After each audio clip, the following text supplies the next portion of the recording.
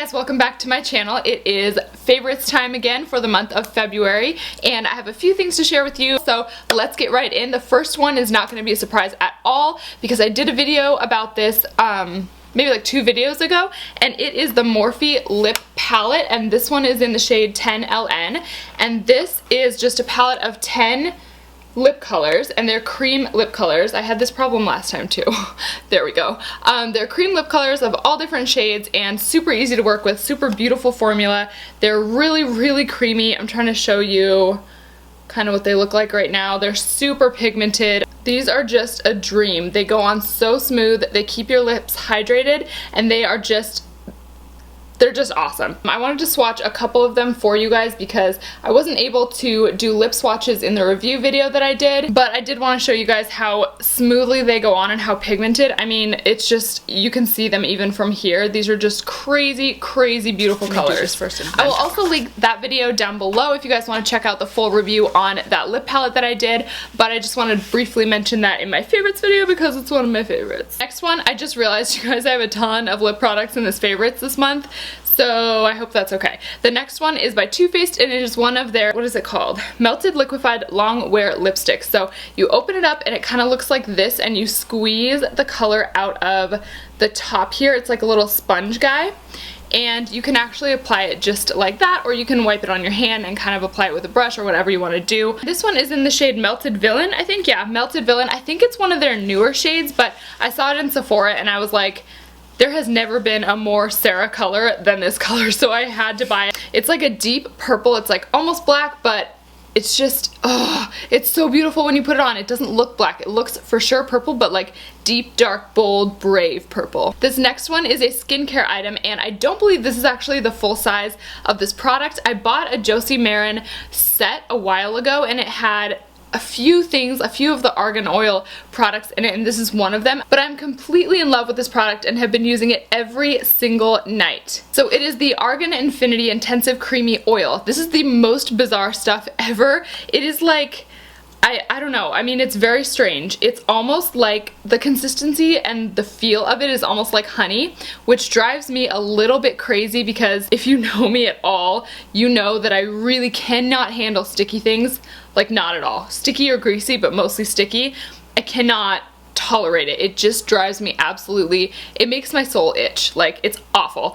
But this stuff is incredible. So it like kind of rubs in like this, and it does leave a very greasy feel to your face. I'm telling you guys, this stuff is greasy, but it does such good work of moisturizing your face overnight. It's crazy. Like, my skin has been so dry recently, plus it's winter here in Seattle.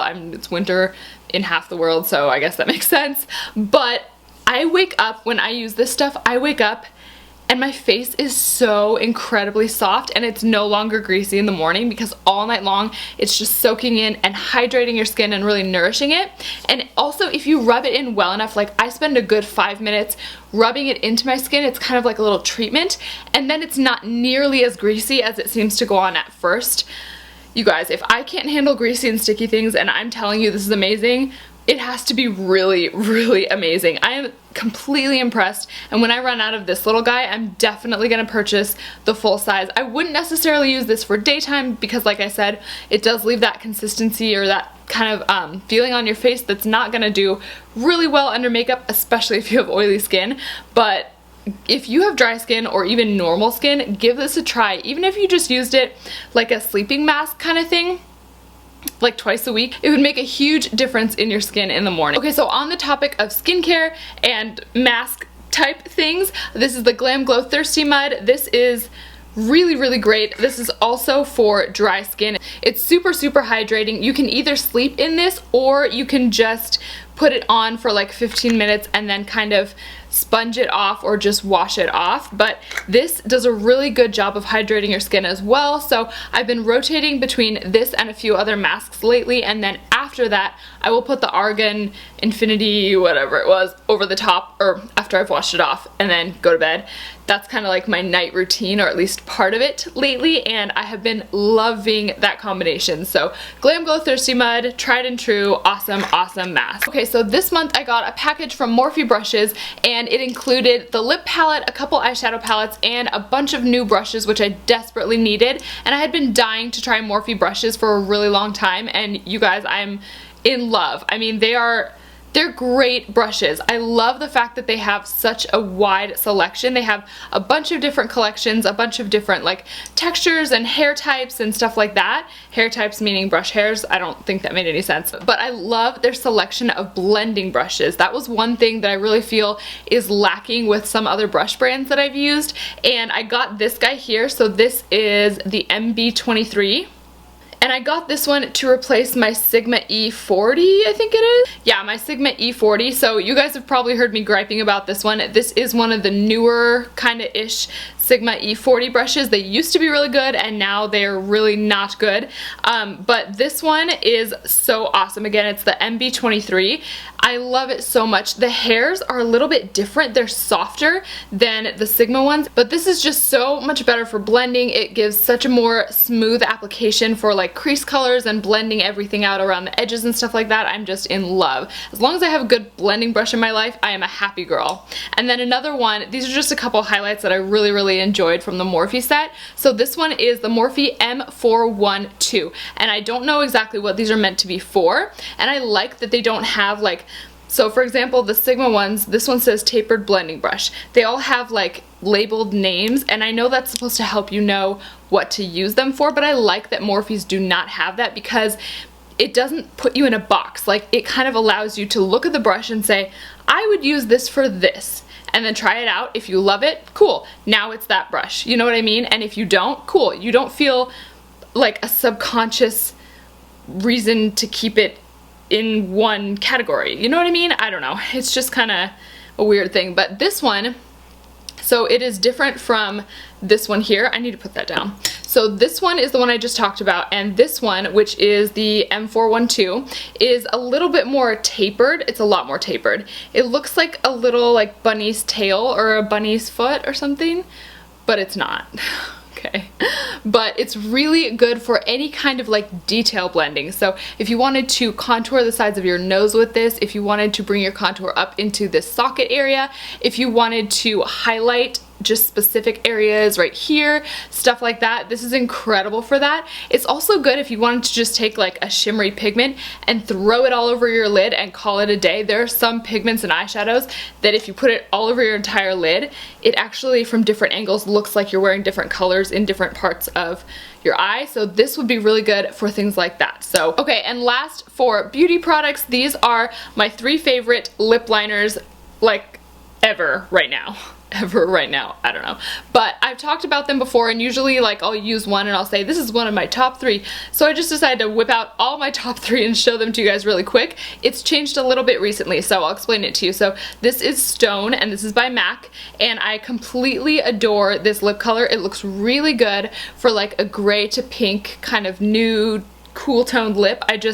I love it so much. You can even put it all over your lips and just put like a gloss over the top. There are so many things you can do with this color, and I'm completely obsessed with it. The next one is Soar, and this is like that Kylie Jenner blah blah blah whatever. Actually, I think I'm wearing this one right now. But it's beautiful, it's pink, it's just gorgeous. If I'm gonna go like a nude lip, it always turns into more of a pink lip, like this color right here, so I reach for this one a lot. And the third one is the one that has recently changed. It used to be that my other favorite lip liner was Night Moth by MAC, and I still like that one, but I've actually replaced it with Black Dahlia by OCC, and this one is so similar to Night Moth, it might be almost identical. I haven't swatched them next to each other in a long time, but they're pretty much the same color. But the reason why I like this one better, and I really like OCC's lip liners, but the reason I like this one better is because it does not stain your lips as badly as Night Moth does. If you guys have ever worn Night Moth, you know that when you take it off, your lips are going to be pink for a good 24 hours, maybe even more. It does not matter if you scrub them, it doesn't matter if you use oil, nothing. They will be pink, so yeah. This next one is not a beauty product necessarily, but more of an accessory, and it is this necklace that I'm wearing right now. This is from Bauble and I will kind of get up to show you what it looks like. So this is from Bauble and it is just like basically this mass of chains and then these like jewels right here, and I completely love this. It reminds me of like chainmail, so I feel like I'm protected from swords. And it is just super dramatic and bold and just eye-catching, and I love it so much. And the next one, again, is another lifestyle kind of situation. This is my new water bottle, and I know, oh, there's a hair on you. Ew! I know that I shouldn't be as excited about a water bottle as I am. Oh, there's like bubbles in it. But I get excited over weird, stupid things like this. This one is by Bobble.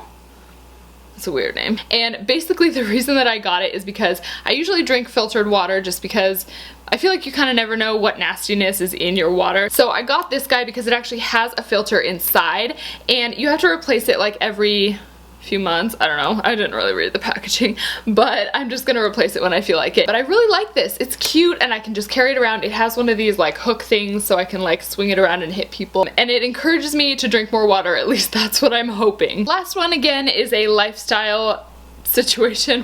Why is that my word? I don't know. But this is Rachel's ginger beer, and I have the original ginger flavor, and this is a local Seattle company called Rachel's Ginger Beer, or RGB, and they have a shop at Pike Place Market, and we were just there today actually, but I've had this a lot in the past and I absolutely love it so much. Ginger beer is usually used as like a mixer, but a lot of people like to just drink it. You can go to the Pike Place Market shop and get like a glass of ginger beer or a cocktail made with ginger beer, and it is so good. They have a million different flavors, and it is like so fresh tasting and just so like refreshing. Like ginger beer that you get at the grocery store is just way too sweet for me, and this actually tastes like ginger, and it's like, oh, it's so good. It kind of reminds me of like, in my mind, what Lemonade LA should have been. For some reason, like the vibe of the little cafe reminds me of Lemonade LA and like what they were trying to do, but Rachel's ginger beer